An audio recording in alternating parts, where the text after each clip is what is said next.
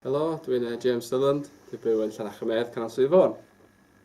Mae Cam Wrth Gam wedi fy galluogi i ddilyn y breuddwydion o fewn y sector phlant a phobl ifanc i mi. Mae'r cwrs wedi agor fy llygad i holl ffyrdd mae plant a phobl ifanc yn datblygu, ac wedi rhoi hyder i mi weithio gyda phlant a phobl ifanc.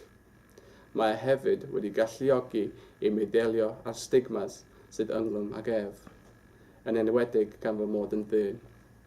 Mae cwrs Cam Wrth Gam yn llawn o adnoddau defnyddiol iawn, ac mae'r wybodaeth a'r sgiliau yn rhai yn gallu defnyddio mewn sefyllfaoedd bob dydd.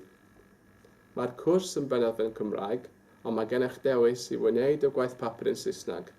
Roedd hwn yn fanteisiol iawn i mi, gan mae Gymraeg yw fy ail iaith.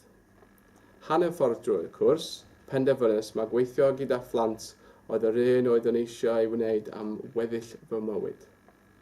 Roedd yn eisiau dreiddio'n dyfnach i mewn i fyd addysg plentyndod, ac i fod yn athro ysgol gynradd. Gwnes gais i Brifysgol Bangor, ac ar ôl cwblhau'r cwrs Cam Wrth Gam, gefais fy nerbyn i wneud gradd astudiaethau plentyndod sydd arwain i statws athro cymwys.